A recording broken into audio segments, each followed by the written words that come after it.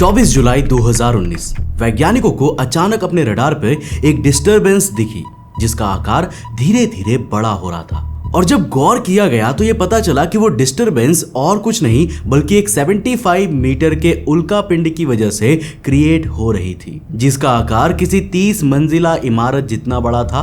उन्हें लगा कि 2-3 महीना बाद ये उल्का पिंड पास से गुजर के चला जाएगा, मगर उनके पैरों तले जमीन खिसक गई जब उन्होंने कैलकुलेट किया कि इसकी पृथ्वी तक आने में केवल 24 घंटे बचे हैं। अब सारा काम छोड़कर फोकस इसी की तरफ शिफ्ट कर दिया गया। ट्रेजेक्टरी ऐसी थी कि ये किसी भी पल पृथ्वी पे टकरा सकता था और 75 मीटर के साइज की वजह से ये जहां भी टकराता वहां के आसपास के सैकड़ों किलोमीटर के इलाके को राख कर देता। अप्रोच के महज 3 घंटे पहले इसकी डिटेल्स पब्लिक की गई और लोगों में पैनिक फैल गया। इसको इतनी लेट डिटेक्ट किया गया था कि इंसानों के पास प्रार्थना करने के अलावा और कुछ भी नहीं बचा था। प्रार्थना कि काश ये हमारी पृथ्वी से ना टकराए।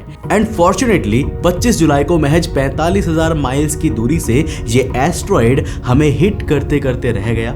ये एस्ट्रॉयड करीब 15 माइल्स पर आवर से हमारी तरफ आ रहा था। ट्रेजेक्टरी एक्यूरेट माने तो 3000 सेकंड या केवल 50 मिनट के इधर उधर में हमारी सभ्यता का सर्वनाश हो सकता था।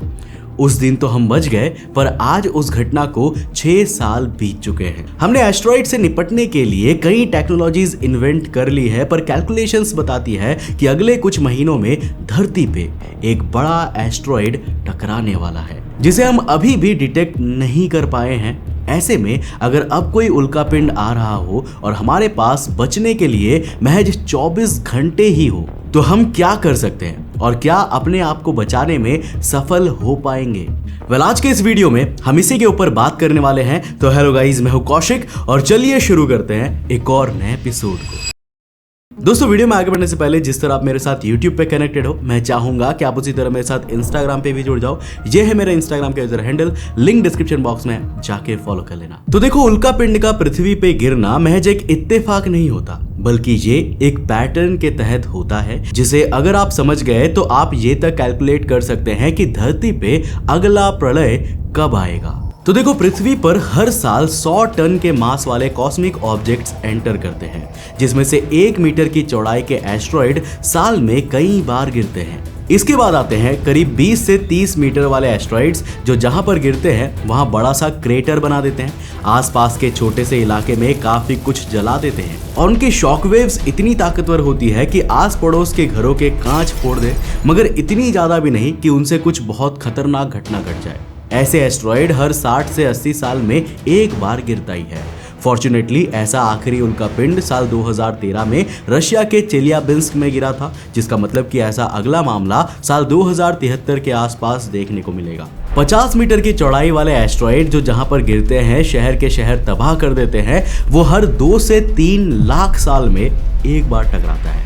तो साल 1908 में रशिया के ही टुंगुस्का में एक ऐसा उल्का पिंड टकराया नहीं था, बस पास से होके गुजरा था और उसने इतनी तबाही मचाई थी कि जिससे सब कोई हैरान रह गए थे। इस पे हमने ऑलरेडी एक वीडियो अपलोड की हुई है जिसे आप ऊपर आई के बटन पर क्लिक करके देख सकते हो। एंड लास्टली 1 किलोमीटर की चौड़ाई वाले एस्ट्रॉइड जो मास एक्सटिंक्शन ट्रिगर कर सकते हैं और पूरे इकोसिस्टम को तबाह कर सकते हैं, वो हर 5 लाख साल में एक बार गिरता है।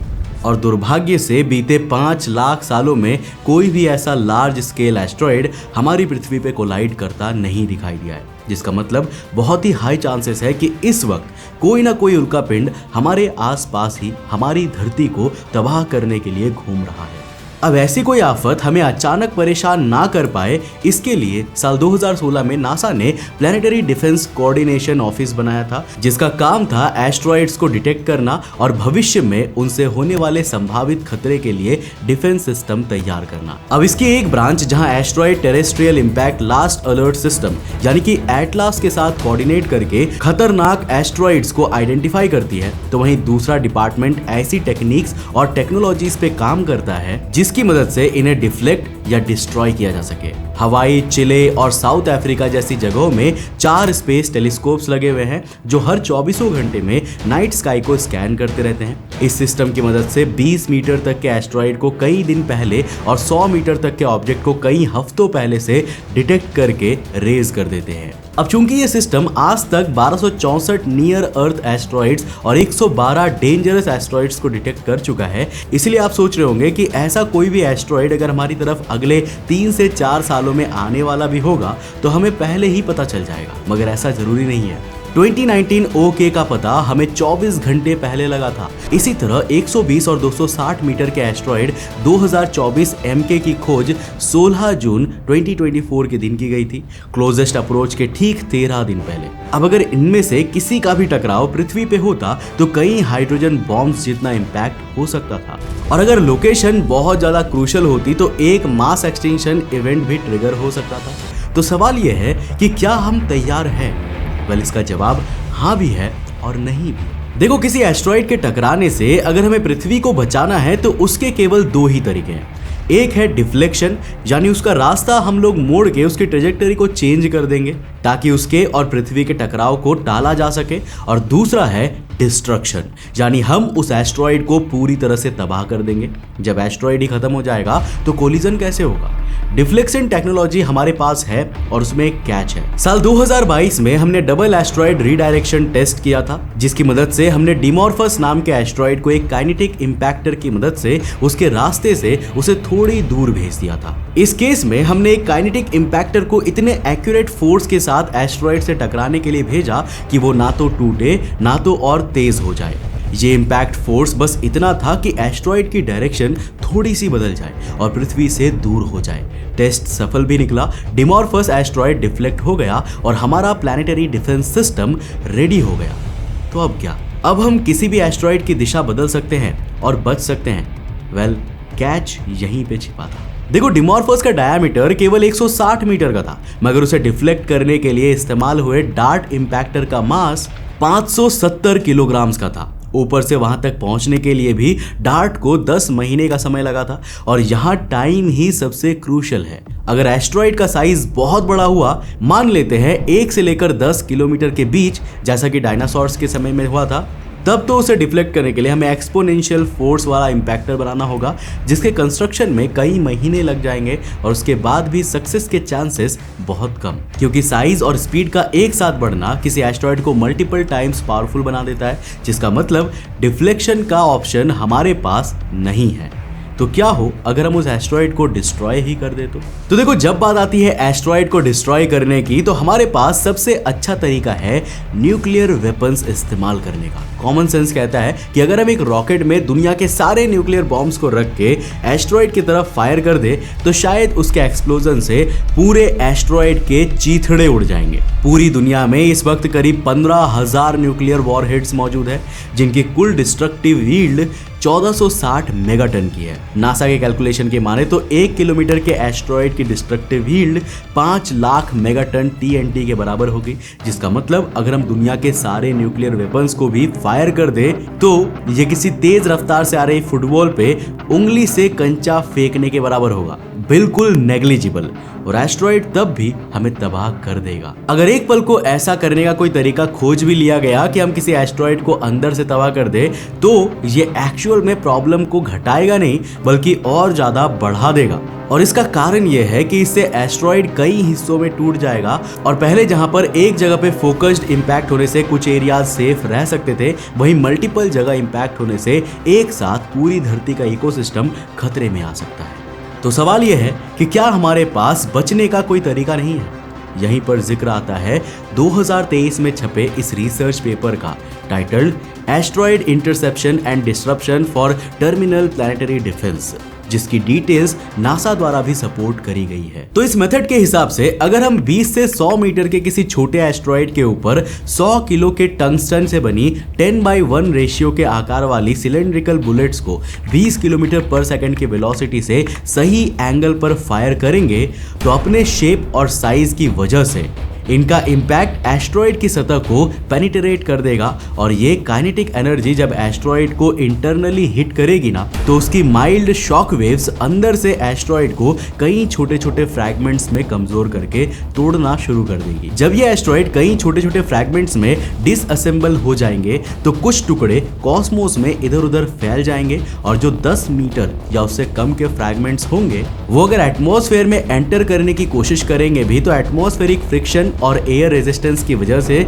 सतह तक पहुंचने से पहले ही राख हो जाएंगे। अब छोटे एस्ट्रॉइड्स में ये चीज कारगर है साइंटिफिकली और मैथमेटिकली भी, मगर बड़े एस्ट्रॉइड पे ये कितना असरदार है, यही टेस्ट के लिए कंप्यूटर सिमुलेशंस रन किए गए। और उन सिमुलेशंस के रिजल्ट्स को जब बड़े एस्ट्रॉइड के रिलेटिव में रखा गया तो ये पाया गया कि अगर किसी प्लैनेट किलर एस्ट्रॉइड जिसका डायामीटर 1 से लेकर 10 किलोमीटर के बीच हो, उस पे ऐसी मल्टीपल टंगस्टन बुलेट्स को अगर सही एंगल पे शूट किया जाए तो उनकी काइनेटिक एनर्जी भी एस्ट्रॉइड को ठीक किसी छोटे एस्ट्रॉइड की तरह ही मल्टीपल पॉइंट से पेनिट्रेट करेगी, जिससे एवेंचुअली उस एस्ट्रॉइड का स्ट्रक्चर वीक होने लगता। और इस वीक स्ट्रक्चर के बीच अगर हम इन टंगस्टन बुलेट्स में न्यूक्लियर वॉरहेड्स इंस्टॉल कर दे जो एक पर्टिकुलर स्पीड से धीमे होने पे ऑटोमेटिकली डेटोनेट हो जाए, तो स्ट्रक्चर के अंदर तक वीक होने के बाद जब सैकड़ों न्यूक्लियर बॉम्ब अचानक फटेंगे, तब पहले तो उस विस्फोट से एस्ट्रॉइड का काफी इंटरनल हिस्सा राख हो जाएगा और फिर बाद में उनके शॉकवेव से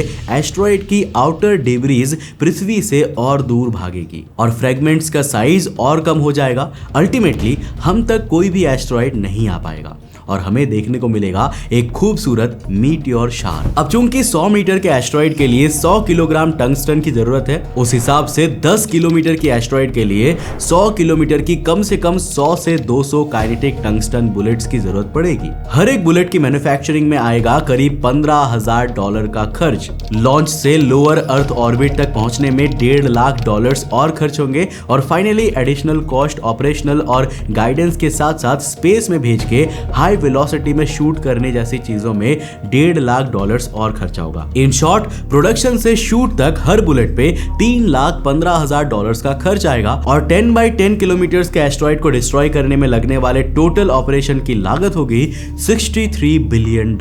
मगर पॉइंट ये है कि इतना असरदार होने के बावजूद कोई भी इस इंफ्रास्ट्रक्चर को बनाने के लिए कभी इन्वेस्ट नहीं करेगा। इसके दो बड़े कारण हैं। पहला तो ये कि ऐसी किसी प्रोजेक्ट के सिर्फ सेटअप में ही 70 से 80 बिलियन डॉलर्स खर्च करने पड़ेंगे, वो भी ऐसा प्रोजेक्ट जिससे कुछ भी रिटर्न नहीं आने वाला, सिर्फ इन्वेस्ट करना है तब तक जब तक कि कोई खतरा वाकई नहीं आ जाता। अब ये एक बहुत बड़ा दांव है और ये अमाउंट भी इतनी ज्यादा है कि इसे कोई इंडस्ट्रियलिस्ट नहीं फंड कर सकता। ये केवल सरकारों के ही बस की बात है, पर कोई भी सरकार भी अकेले भला पूरी दुनिया को बचाने का खर्चा अपनी जेब से क्यों उठाएगी। दूसरा बहुत बड़ा कारण है इसका मेंटेनेंस। अगर ऐसी कोई इंफ्रास्ट्रक्चर सेटअप किया भी गया तो उसकी मेंटेनेंस पे हर साल बिलियंस ऑफ डॉलर्स का खर्चा आएगा, जिसे अभी भी वेस्टेज की तरह ही देखा जाएगा, क्योंकि बिना मेंटेनेंस के इनिशियल इन्वेस्टमेंट बेकार हो जाएगी और लगातार इन्वेस्ट करते रहने का कोई भी खासा फायदा कुछ समय बाद दिखेगा नहीं, क्योंकि एस्ट्रॉइड्स ज्यादा पास नहीं आएंगे।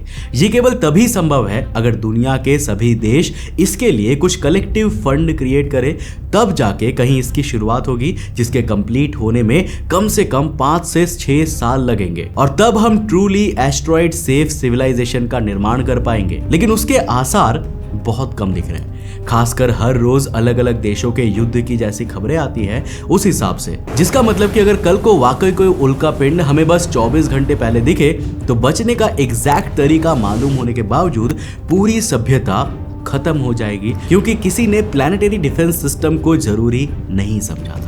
अब इस पर आपकी क्या राय है और आपके हिसाब से एस्ट्रॉइड से बचने के लिए हमारे पास और क्या क्या तरीके हैं? अपने आइडियाज मुझे नीचे कमेंट सेक्शन में लिखकर जरूर बताना। अगर वीडियो पसंद आया और कुछ नया सीखने को मिला तो इस वीडियो को लाइक करने के साथ साथ अपने दोस्तों के साथ जरूर शेयर करें। अगर आप नए चैनल पे तो चैनल को सब्सक्राइब करने के साथ साथ नोटिफिकेशन बेल ऑन कर देना। और अगर आपको ये वीडियो पसंद आए ना तो मैं आपको रिकमेंड करूंगा कि आप अगली वीडियो इसे जाकर जरूर देखना, जिसमें हमने बात किया है कि किस तरह एलियंस हमारे ही बीच छिप कर रह रहे हैं। एक नई रिसर्च पेपर आई है जिसमें यह दावा किया गया है कि एलियंस हमारे बीच हम इंसानों के जैसा ही बनकर रह रहे हैं, पर कैसे और कैसे आप उनको पहचान सकते हैं, जानने के लिए इस वीडियो को जाकर देखना बहुत इंटरेस्टिंग है। मैं मिलता हूं आपको नेक्स्ट एपिसोड के साथ, तब तक के लिए बाय, जय।